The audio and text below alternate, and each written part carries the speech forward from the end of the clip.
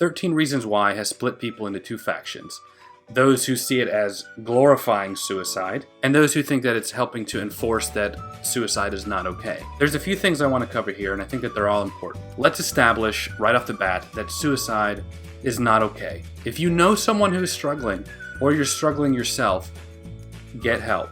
There are resources available to you. Let's establish, secondly, that 13 Reasons Why is a work of fiction. It is a story, and it should be treated as such. Let's establish, thirdly, that the events of the show are really graphic and intense, disturbing even, but for many people, particularly girls, it can be a harsh part of their reality. Let's establish, fourthly, that the creators' intentions while making the show, whether they succeeded here or not, was not to glorify suicide. There are a lot of things I like about the show, particularly one of the main themes. The way that we treat people matters. Culture is currently enforcing that this way that you talk to people or the way that you make them feel, well, that's their problem. They're soft. They're weak. Completely removing any responsibility from the person who made them feel that way to begin with. You can't take it. You're a snowflake. Snowflake.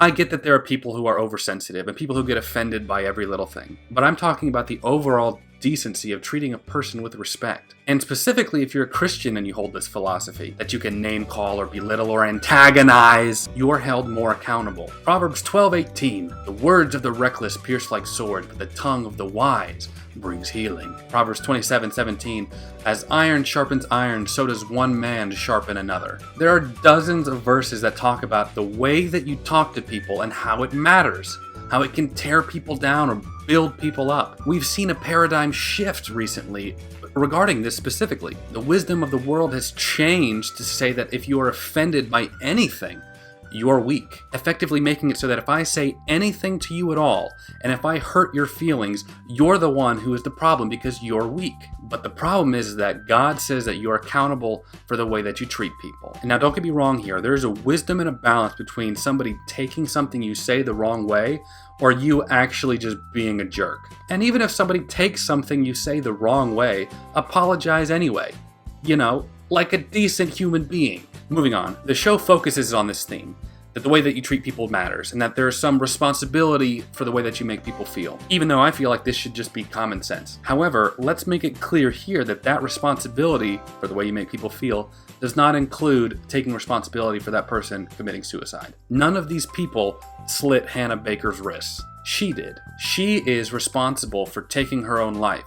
Granted, they share some responsibility for making her feel bad, but ultimately, it was still her choice. No matter how bad these kids made her feel, she effectively robbed herself of her own life, and not only that, but robbed the kids of ever being able to right the wrongs they had done by her. Some of them, like Clay, for instance, didn't even know he had hurt her as bad as he did. Not to mention her parents, who were totally oblivious to the way that she was feeling. As a TV show, I will praise the character development the most. They go in depth, they give motivation, they give really rich backstory, they give really effective conflict to each character without watering it down throughout. It was excellent in that regard. I'll also praise the boldness of trying to make it realistic. It felt really genuine and even relatable. Whether you agree with it or not, at the very least you understand why Hannah or Clay or Alex or Jessica or whoever feels the way that they do. They make it clear the effects of rape and suicide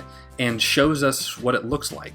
And it's really uncomfortable. And it should be. It makes rape go from a purely theoretical, we all know what rape is, and gives the viewer a brief observatory experience. And that was pretty bold. I understand why people feel like the show glorifies suicide. Now, personally, that's not the impression that I had when I initially watched through it, even though I do admit that there is a sense of justice being done. But what good does it do for Hannah if she's dead? The creators' intentions were not to encourage suicide. My biggest critique of this show would be to make that intention more ironclad. Do not commit suicide. Look at Hannah's parents. Look at Clay.